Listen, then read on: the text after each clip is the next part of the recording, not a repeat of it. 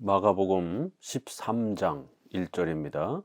예수께서 성전에서 나가실 때에 제자 중 하나가 이르되 선생님이여 보소서 이 돌들이 어떠하며 이 건물들이 어떠하나이까. 예수께서 이르시되 내가 이 건물들을 보느냐. 돌 하나도 돌 위에 남지 않고 다 무너뜨려지리라 하시니라. 예수께서 감람산에서 성전을 마주대하여 앉으셨을 때에 베드로와 야고보와 요한과 안드레가 조용히 묻되 우리에게 이르소서 어느 때에 이런 일이 있겠사오며 이 모든 일이 이루어지려 할 때에 무슨 징조가 있사오리까. 예수께서 이르시되 너희가 사람의 미혹을 받지 않도록 주의하라. 많은 사람이 내 이름으로 와서 이르되 내가 그라하여 많은 사람을 미혹하리라. 난리와 난리의 소문을 들을 때에 두려워하지 말라. 이런 일이 있어야 하되 아직 끝은 아니니라. 민족이 민족을 나라가 나라를 대적하여 일어나겠고 곳곳에 지진이 있으며 기근이 있으리니 이는 재난의 시작이니라. 너희는 스스로 조심하라. 사람들이 너희를 공회에 넘겨주겠고 너희를 회당에서 매질하겠으며 나로 말미암아 너희가 권력자들과 임금들 앞에 서리니 이는 그들에게 증거가 되려 함이니라. 또 복음이 먼저 만국에 전파되어야 할 것이니라. 사람들이 너희를 끌어다가 넘겨줄 때에 무슨 말을 할까 미리 염려하지 말고 무엇이든지 그때 너희에게 주시는 그 말을 하라.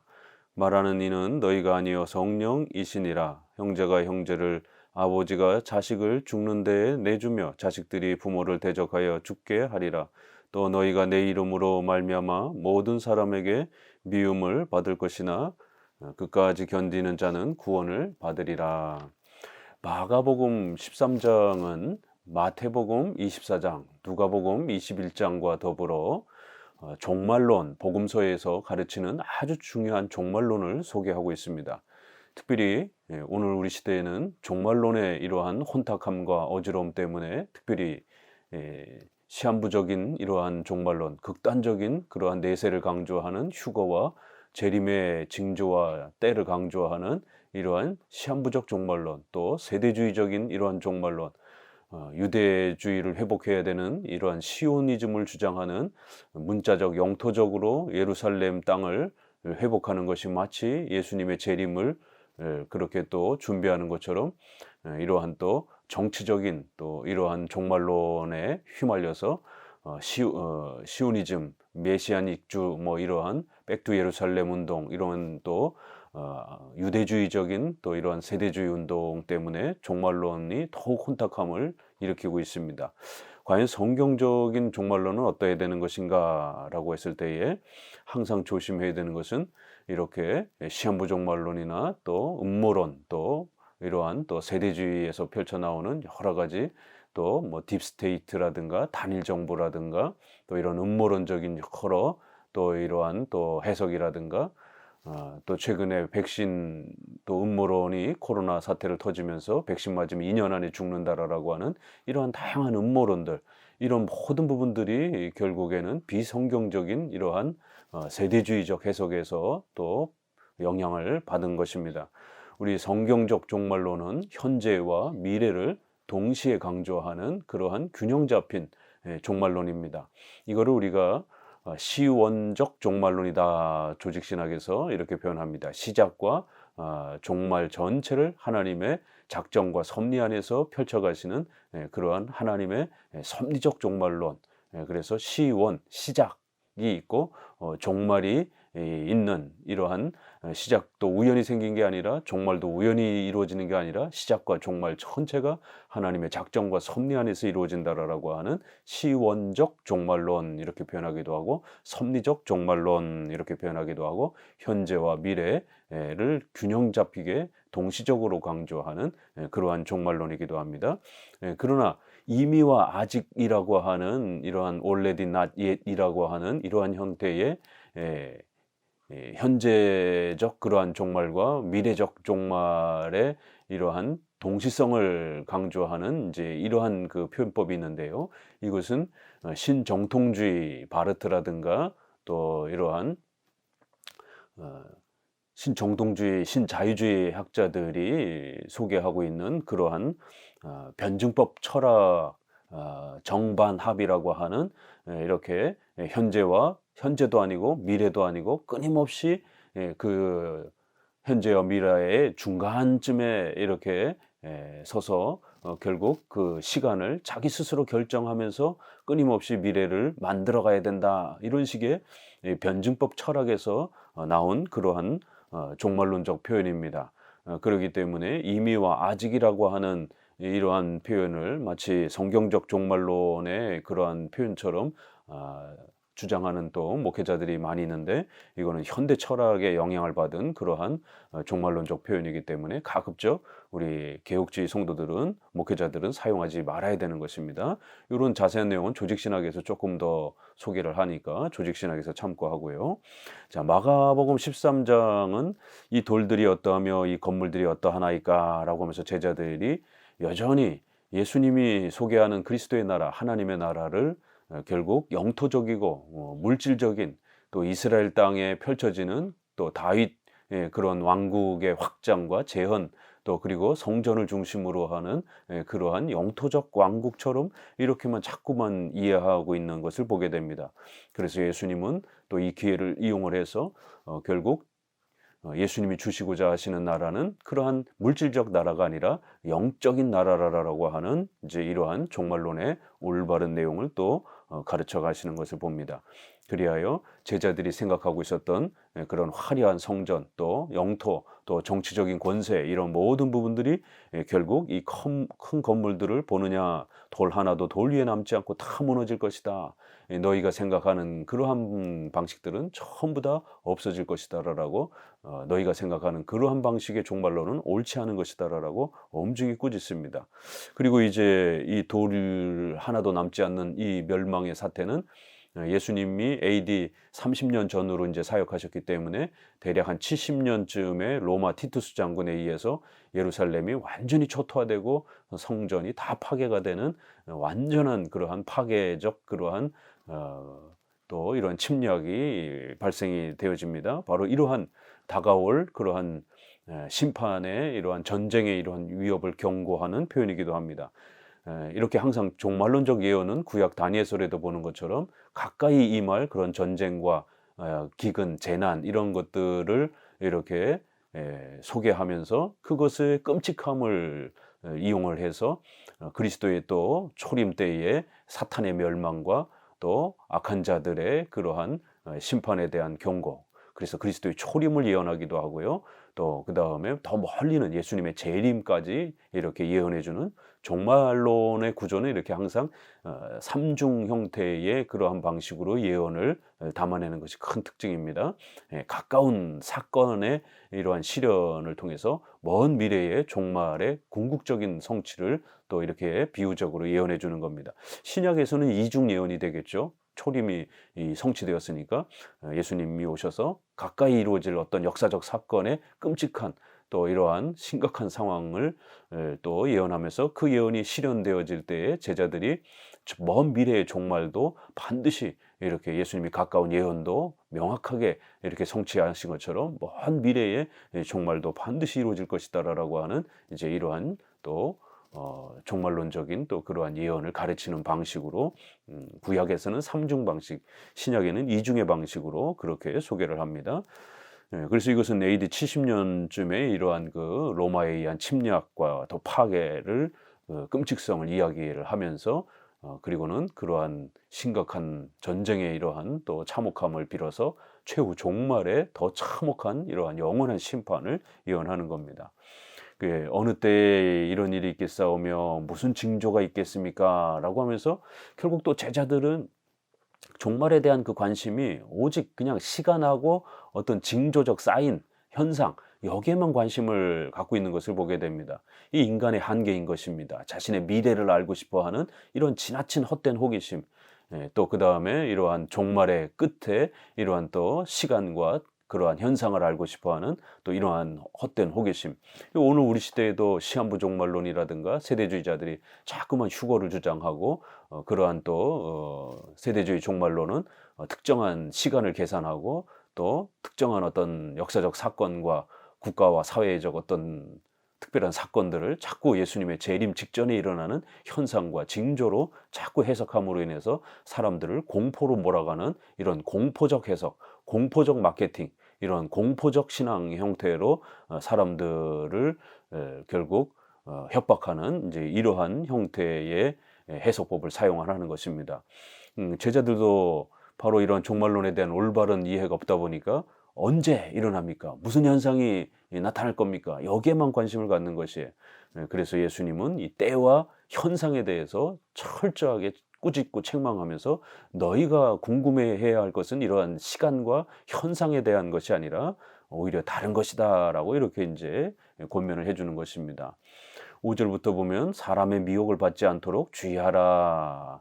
이렇게 더 조심해야 되는 것은 때와 어떤 현상의 문제가 아니라 수많은 거짓 그러한 목사와 신학자들과 이러한 거짓 영들이 결국 교회를 어지럽히면서 내가 그라 그리고 이렇게 그리스도 흉내를 내면서 거짓 교리를 퍼뜨리고 거짓 신앙을 퍼뜨리는 이러한 혼합주의적 신앙, 가짜 신앙 이러한 것들이 교회에 난무하는 교리적 혼란함을 더욱 조심해야지 시간과 때와 이러한 현상에 집중하면 안 된다.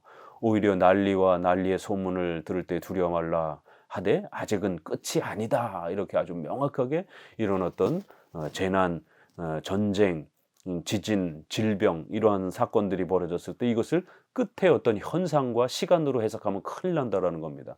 바로 세대주의자들은 이렇게 어떤 특정한 전염병 또 국가적인 전쟁 또 이런 어떤 특수한 자연재해가 일어나게 되면 그거를 끝에 징조의 어떤 시간과 현상으로 해석하는 것입니다. 그러나 이제 예수님이 맨 마지막에 이는 재난의 시작이다라고 이렇게 아주 결론을 내주시는 것입니다. 결국 종말이란 아담이 타락한 이후로부터 또 예수님의 초림의 이러한 그 역사로부터 결국 전체 역사 속에 계속해서 반복적으로 그런 재난과 징조들이 끊임없이 반복이 되면서 결국 최후 심판을 향해서 조금씩 더 가까워져 가는 겁니다. 이러기 때문에 시작의 관점으로 현재적인 그러한 늘 반복되어지는 그러한 과정으로 생각을 해야지 그런 어떤 특정한 재난과 어떤 역사의 특별한 어떤 사건들을 자꾸만 예수님의 그런 재림의 어떤 징조의 어떤 현상과 시간으로 해석하면 안 된다. 끝으로 해석하는 게 아니라는 겁니다. 우리 개혁주의는 시작으로 해석하는 겁니다. 그래서 특별히 무천년적 이러한 해석에 있어서는 항상 이러한 요한계시록의 천이라고 하는 이런 종말의 특정한 그러한 기간과 어떤 숫자의 표현이 어떤 세상의 끝에 관련된 이런 표현이 아니라 아담의 타락 이후로부터 지금 모두는 결국 종말의 시대인 것입니다. 결국 종말에 조금씩 더 가까워졌을 뿐이지 끊임없이 현재에 또 끊임없이 그러한 종말의 시작들이 계속해서 발생이 되어지는 현재의 그러한 관점에서 현재적인 그러한 시작의 이러한 계속 연속되어져가는 종말을 향해서 가는 그러한 하나의 종말론적 현상으로 이렇게 전 과정으로 생각해야지 그걸 어떤 특정한 끝의 시간과 현상으로 해석하는 게 아닙니다. 우리 개혁주의는 현재적인 시간적인 늘 반복되고 지속적인 그러한 종말론적 과정으로 해석을 하는 겁니다. 이렇게 재난의 시작이다. 끊임없이 종말을 향해 가는 그러한 과정이다. 현재에도 있고 또 내일에도 있고 과거에도 있는 이렇게 끊임없이 시작이 되어서 그 종말을 향해서 가고 있는 것이다라는 거예요. 끝에 어떤 현상과 시간으로 절대로 해석하면 안 된다라는 겁니다. 더욱 우리가 주의해야 되는 것은 스스로 조심하라 이러면서 너희를 핍박하면서 그렇게 회당에서 매질하겠고 권력자들과 임금들 앞에 서야 하리니 이렇게 국가적인 핍박 또 회당이라고 하는 종교적인 종교 지도자들이 그렇게 유대교에 속한 자들이 자기들의 회당에다가 재판을 세우고 종교 재판을 또 진행하는 것처럼 종교적 그러한 이런 혼란 이단과 혼합주의가 팽배하면서 정통 기독교 신앙을 지켜가는 자들을 핍박하고 조롱하고 정통 교리를 지켜가는 자들을 괴롭히는 또 그리고 국가의 그러한 타락함과 부패로 인해서 국가 권력을 이용을 해서 결국 정통 기독교를 또 파괴하고 그러한 목사와 성도들을 핍박하는 이러한 교회적 핍박과 혼란을 더 조심해야 된다라는 거예요. 이러한 고난을 통해서 결국 복음이 먼저 만국에 전파되어져야 하는 결국 우리가 신경 써야 되는 것은 끊임없이 복음을 전하는 이 땅의 유형교회적 사명인 것이지, 종말의 시간 계산하고 종말의 장소 계산하고 어떤 특수한 현상 계산하면서 자꾸 휴거 준비하러 가면서 산속으로 들어가고 이러면 안 된다라는 것입니다. 이렇게 복음을 끊임없이 전파하면서 우리 국가와 가정, 사회, 직장, 학교 이런 모든 우리의 삶 속에서 복음을 전하면서 또 때로는 핍박과 고난과 어려움을 받는다 할지라도 참고 인내하면서 또 수많은 거짓 그러한 목사와 선지자들이 팽배할 때에 정통 올바른 기독교 교리를 또 잘 열심히 지켜가면서 이렇게 신앙을 지켜가고 교회를 지켜가면서 하루하루를 최선을 다해서 매일매일을 그렇게 하나님의 섭리에 순종하면서 최선을 다해서 살아가라는 것이에요. 그것이 종말론에 있어서 훨씬 더 중요한 책임과 의무라는 겁니다. 그래서 사람들이 너희를 넘겨줄 때에 미리 염려하지 말고, 또 수많은 고난, 더 나아가서는 가족들조차도 이렇게 신앙이 없는 그런 가족들은 형제가 형제를, 아버지가 자식을, 이렇게 엄청난 가족들 간의 갈등과 신앙이라는 이유 때문에, 교회 간다는 이유 하나 때문에 피를 나는 가족들조차도 그렇게 조롱하고 핍박하는 이런 엄청난 그런 고난과 어려움을 겪게 될 것이다라는 거예요. 그러나 너희가 내 이름으로 말미암아 모든 사람에게 미움을 받을 것이나 끝까지 견디면서 신앙생활을 잘 해가면 하나님 앞에 큰 상급이 있을 것이라는 겁니다. 그러나 이 마지막 구절은 좀 조심해서 읽어야 되는 게요, 알미니안주의자들이, 칭의 치소론자들이 이 구절을 많이 사용하기 때문에 그렇습니다. 시작함으로 인해서 다 끝난 게 아니라, 확정된 게 아니라 이렇게 끝까지 견뎌야만 구원을 얻는다라고 성경이 돼 있지 않느냐. 그러니까 중생 또 칭의 예정은 이렇게 하나님이 확정해 놓은 게 아니라 일부분만 이렇게 은혜를 주신 것이고, 결국 우리 인간이 끊임없는 종교적인 열심으로 끝까지 신앙생활을 최선을 다해야만이 우리 인간의 그러한 종교적 공로와 노력으로 구원이 유지가 되는 것이다 라고 이렇게 알미니안주의자들은 신인협력주의, 인간의 자유의지를 통한 공로주의를 가르치는 겁니다. 그러나 이거는 칭의적 관점에서 설명하는 게 아니라 성화적 관점에서 설명하는 내용입니다. 위에서 본 것처럼 인내하고 견디면서 그렇게 많은 고난들을 잘 견뎌가라는 거예요. 그렇게 되면 하나님 안에서 그 많은 신앙의 어려움들을 견뎌나가게 되면 큰 혜택을 얻을 것이다라는 거예요. 하나님의 은혜의 충만함을 누릴 거라는 겁니다. 이 구원이라는 이 헬러는 성화에도 쓰이고 칭의에도 쓰이고 구원론 전체에 포괄적으로 많이 쓰여지는 단어이기 때문에 꼭 이게 칭의에만 관련돼서 쓰는 단어가 아닙니다. 14절, 멸망에 가증한 것이 서지 못할 곳에 선 것을 보거든 읽는 자는 깨달을진저 그때 유대에 있는 자들은 산으로 도망할지니라. 지붕 위에 있는 자는 내려가지도 말고 집에 있는 무엇을 가지러 들어가지도 말며 밭에 있는 자는 겉옷을 가지러 뒤로 들어가지 말지어다. 그날에는 아이 벤 자들과 젖 먹이는 자들에게 화가 있으리로다. 이 일이 겨울에 일어나지 않도록 기도하라. 이는 그 날들이 환난의 날이 되겠습니다. 하나님께서 창조하신 시초부터 지금까지 이런 환난이 없었고 후에도 없으리라. 만일 주께서 그 날을 감하지 아니하셨더라면 모든 육체가 구원을 얻지 못할 것이오늘 자기가 택하신 자들을 위하여 그 날들을 감하셨느니라. 그때 어떤 사람이 너희에게 말하되 보라 그리스도가 여기 있다, 보라 저기 있다 하여도 믿지 말라. 거짓 그리스도들과 거짓 선지자들이 일어나서 이적과 기사를 행하여 할 수만 있으면 택하신 자들을 미혹하리라 미혹하려 하리라. 너희는 삼가라. 내가 모든 일을 너희에게 미리 말하였노라. 그러면서 이제 한 걸음 더 본격적으로 종말의 이러한 중요한 그러한 그 원리를 소개합니다. 다니엘서를 이용해서요. 마태복음은 다니엘서 이른바라고 아주 좀 더 명확하게 소개를 하고, 또 누가복음은 이제 이방인의 때까지 짓밟히는 고난의 이러한 구체적인 또 시간까지 또 이렇게 표현을 하지만, 이제 마가복음에서는 그런 부분을 줄이고 간략하게만 다니엘서에 특별히 11장 31절에 결국 성도들의 고난, 교회의 환난, 고난을 이야기하는, 예언하는 이런 멸망에 가증한 것이 서지 못할 곳에 선 것을 보거든. 이렇게 너희들은 도망가라 이러면서 거룩한 곳, 이렇게 구약에는 성전이었죠. 바로 그 성전의 이러한 가증스러운 것, 더러운 것, 이러한 이방 우상 그러한 그 신들의 이러한 조각들이, 또 그런 숭배들이 예루살렘 안에 들어오고 예루살렘 성전에 세워지는 그런 때, 결국 이것은 에피파니우스 4세의 이러한 또 그리스의 이러한 그 침략과 핍박에 이러한 가까운 역사적 예언을 소개하면서 또 먼 미래 종말의 그 심각한 교회의 핍박, 또 역사 속에서 끊임없이 교회가 핍박받는 또 수많은 교회의 핍박과 어려움들을 또 이렇게 소개해 준 것입니다. 그럴 때에 유대에 있는 자들은 산으로 도망할지어다, 지붕이 있는 자는 내려가지도 말고 신속히 도망가라는 겁니다. 이것은 마치 전쟁의 그런 하나의 비유로 우리의 종말적 삶을 이렇게 교훈해 주는 겁니다.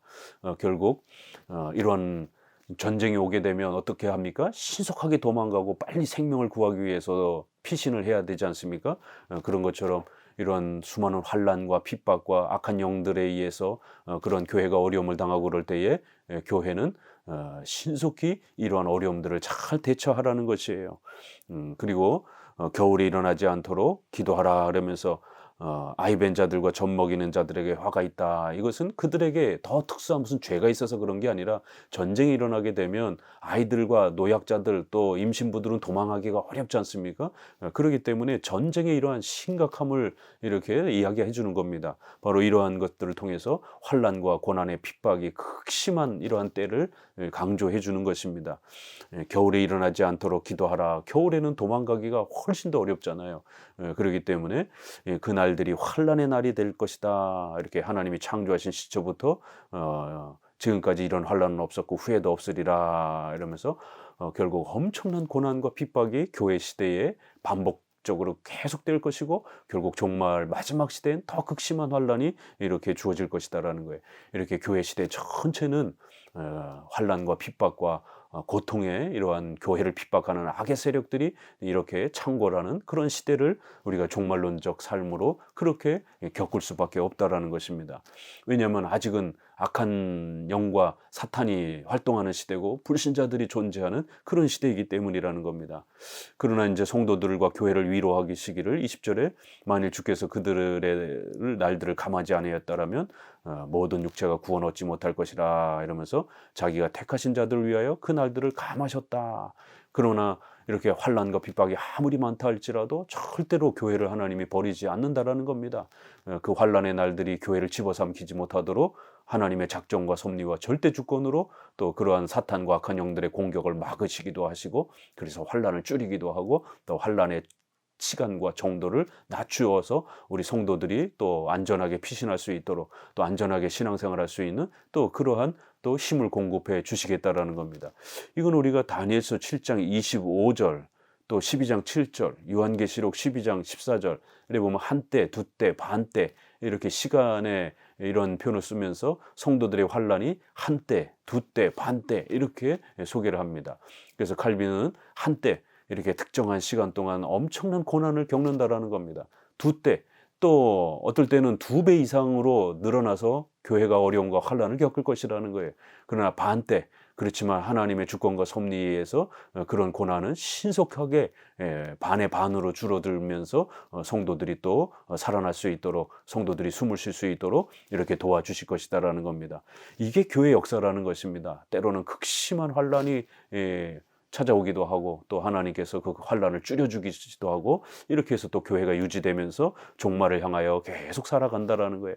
그럴 때 우리 성도들은 더욱 조심해야 되는 거는 이렇게 거짓 그리스도, 거짓 선지자들이 나타나서 이적과 온갖 기적을 이상한 체험을 사람들에게 주면서 그렇게 사람들을 미혹하고 사람들을 정통 신앙으로부터 기독교로부터 교회로부터 그렇게 떠나도록 만들 것이다라는 겁니다. 데살로니가 후서 2장 9절에도 보게 되면 사탄의 그러한 임하는 방식은 거짓 표적과 기사와 이적들을 행해서 수많은 사람들을 교회로 못 가게 하고 또 교회로부터 그렇게 또 떠나가게 만든다라고 이렇게 경고합니다. 오늘 우리 시대에도 온갖 신비주의와 또 이런 은사주의 또 이런 체험주의가 얼마나 많습니까? 특별히 오순절파 교단을 중심으로 해서 방언체험, 신비체험, 환상체험이라든가 이런 갖가지 이런 신비체험들을 마치 기독교의 본질처럼 소개합니다. 이거는 아주 악한 기독교를 사이비화하고 미신화시키는 이러한 거짓 선지자들과 거짓 그리스도들의 악한 영들의 영향을 받은 그러한 활동들인 것을 명심하셔야 됩니다. 우리 정통 기독교와 개혁주의는 이러한 신비주의의 이런 활동들을 절대로 성령의 활동으로 인정하지 않았습니다. 어거스틴 시대에 또 종교개혁 시대에 또 이러한 웨스트민스터 시대를 거쳐가면서 그러한 형태의 신비주의적인 이러한 성령 운동들은 전부 다 비성경적인 사이비적인 그러한 거짓 영들의 그런 활동이다라고 비판을 했던 겁니다. 그렇기 때문에 이러한 기적을 일으킨다고 목사가 기적을 일으키고 이적을 기사를 행한다라고 해서 마치 거기에 어떤 능력이 있는 것처럼 이렇게 미혹되어서는 절대로 안 되는 것입니다. 성경을 가르치고 교리를 올바르게 가르치는 그러한 목회자가 참된 목회자지 온갖 신비체험과 기적을 행하는 목사가 참된 목사가 아닌 것입니다. 그래서 택하신 자들을 미혹할 수만 있다라면 택하신 자들까지도 흔들려고 이렇게 엄청난 그러한 힘을 가지고 영향을 끼친다라는 겁니다.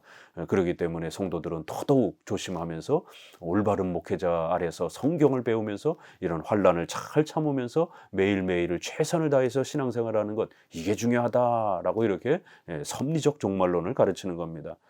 그때의 환란, 그 환란 후 해가 어두워지며 달이 빛을 내지 아니하며 별들이 하늘에서 떨어지며 하늘에 있는 권능들이 흔들리리라. 그때의 인자가 구름을 타고 큰 권능과 영광으로 오는 것을 사람들이 보리라. 그때 그가 천사들을 보내어 자기가 택하신 자들을 땅 끝으로부터 하늘 끝까지 사방에서 모으리라. 그러면서 이제 예수님이 또 그렇게 임하시는 그러한 때에는 엄청난 천지개벽이 일어나는, 해가 변하고 달이 이렇게 변하는, 별들이 질서가 뒤바뀌는 전 우주적인 그러한 새로운 변화들이 일어난다라고 말합니다. 그래서 신천신지라고도 이렇게 요한계시록에서는 표현합니다. 새 하늘과 새 땅이 우리에게 주어질 것이고, 그래서 우리가 부활한 몸으로 이제 그런 새 땅에서 영원히 살아가게 될 것이다 라고 이렇게 표현을 합니다. 결국 예수님께서 인자가 구름을 타고 큰 권능과 영광으로 온다라고 이렇게 그리스도의 재림의 영광스러움을 또 이렇게 표현합니다. 그때는 반드시 우리가 가시적으로 예수님의 인성을 모두가 보게 되는, 불신자들은 그리스도를 보고 영원한 심판의 두려움에 빠질 것이고, 우리 신자들은 영원한 천국의 영생을 누리면서 기쁨으로 그리스도를 맞이하게 될 것입니다. 택하신 자들을 땅 끝에서부터 하늘 끝까지 온 세상으로부터 그렇게 그리스도에게로 모을 것이다.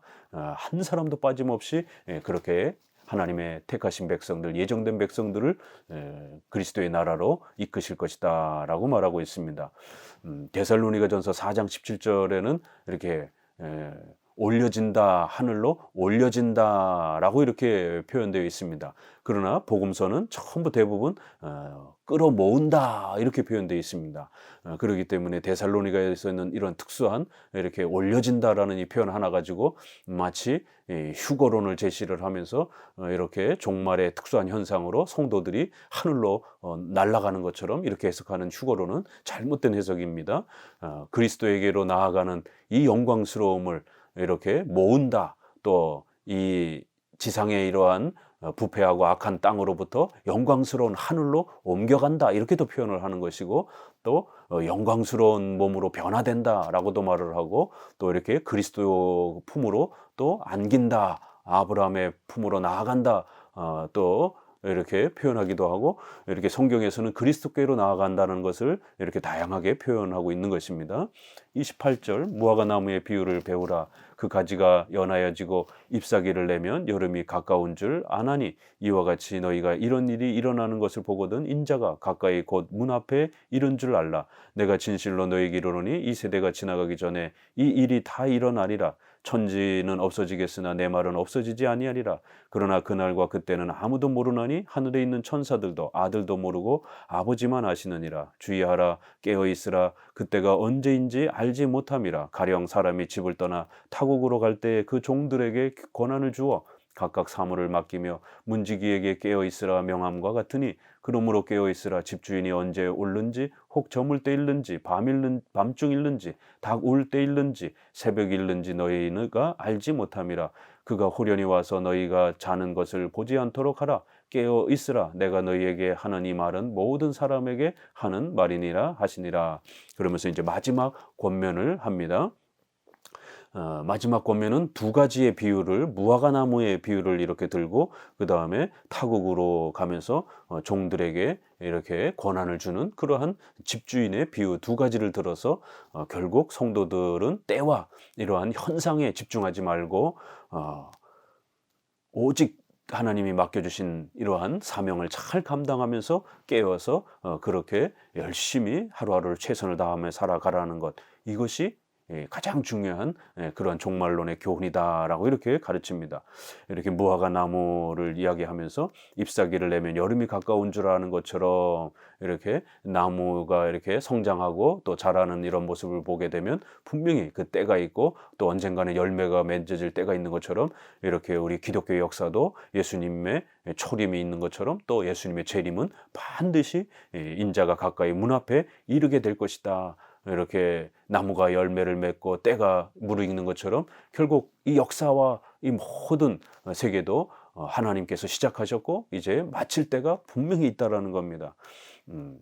그렇기 때문에 더욱 우리는 종말을 바라보면서 그렇게 살아가야 된다라는 겁니다. 하지만 그날과 그때는 이런 시간과 이런 현상에 대해서는 절대로 헛된 호기심을 가지고 매달려서는 안 된다라는 겁니다. 아무도 모른다. 그때가 언제인지 절대로 알 수 없다라고 이렇게 아주 명확하게 금지 명령을 내린 겁니다. 천사들도 아들도 모른다, 예수님도 모른다라고까지 이렇게 아주 엄청난 표현을 하신 것입니다.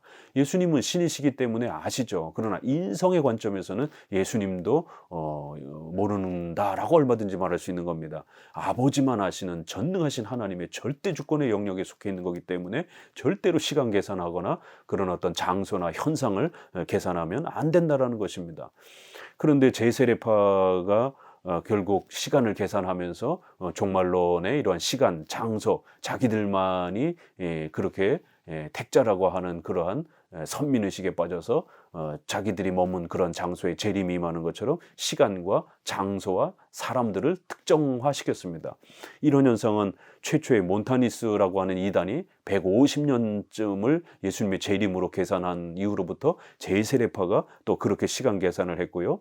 놀라운 것은 회중파 청교도의 이러한 또 많은 사람들이 이러한 자기들만이 마치 선민인 것처럼 또 더 나아가서는 영국 또 그 다음에 이민을 간 또 이런 미국의 뉴잉글랜드에 정착한 또 이러한 회중파 청교도들이 지나치게 자기들만이 거룩하고 자기들만이 가장 순결한 것처럼 퓨리라는 거를 너무 지나치게 강조해서 결국 때와 장소와 대상을 자기들만을 제한하고 자기들이 있는 장소 그리고 자기들이 또 살아있는 동안에 재림이 임하는 것처럼 이렇게 시간과 장소와 이러한 대상을 너무 지나치게 제한하고 특정화하는 이러한 실수들을 벌였습니다.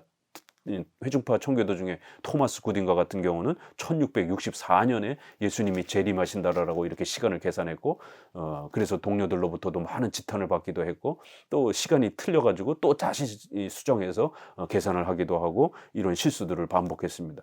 이 조세프 미드가 계시록 열세라라고 하는 이런 그 강해서를 쓰면서 시간을 이렇게 장소를 시도했던 이제 이러한 영향을 토마스 구딘도 영향을 받아서 그러한 종말론, 요한계시록 이런 부분을 적극적으로 해석을 했고요.